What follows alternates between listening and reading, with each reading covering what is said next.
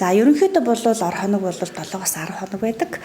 Тэгэхээр энэ хугацаанд эмчлүүлэгчийн биеийн байдлыг харгалзаж үзээд 7 хоног бах 10 хоног бах гэдгийг шийддэг. Энэ хугацаанд бол детокс буюу хорлох тайлах эмчилгээгээ, нойрсуулах, тавшруулах эмчилгээгээ, шинж тэмдгийнхаа эмчилгээтэй хийдэг. Энэ хийгдэж авах хугацаанд хүмүүсээ давхар нөгөө зан үйл сэтгэлзлийнхаа эмчилгээ нь буюу одоо сэтгэлзлийнхаа одоо зан үйл заслынхаа хичээлд нь оруулаад явдаг гэсэн үг.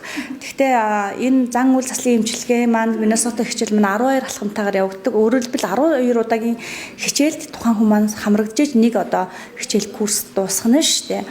Гэтэл одоо ингээ хэвтэж байх хугацаанд нэг 3-4 удаа хамрагдах хамгийн дээд нь боломжтой. Тэгэхээр үлдсэн одоо хичээлүүдийг одоо өөртөө туслах бүлгээр дамжуулаад өөртөө туслах бүлэг манад бас хичээлэлдэг. Сэтгцэн эрүүл мэндийн үндэсний төвийн эмч ажилчдын мэрэгжил арга зүйн зөвлөгөөндөө энэ хүмүүсийг авчираад ингээд нөгөө хичээлээ хийдэг. Төдийлөн гараа явсан хүмүүс маань буцаж ирж хамрагдалтын хувь бага байна. Энэ бол бас сул тал болж байна. Давуу тал нь гэх юм бол хүмүүс одоо архины асуудлаар шийдвэрлэх тусламж үйлчилгээ авах гарц гаргалгааг илүү ойроос авах боломжтой болж байна. Үйлчлүүлэгчд чирэгдэлгүй болж байна. Хүн болгон одоо маш их сэтгэл өндөр байдаг. Энэ дээр нөгөө одоо хизээч би бараг шар хаданд хэвтэж чадахгүй хаа гэд бодож исэн хүн бүр дүүрэг дээрээ энэ тасаг нэгдсэн байгаад амар баяртай байна гэд маш олон талархлууд бол ирж байгаа. Маш их сайн урам орж ажиллаж байна да.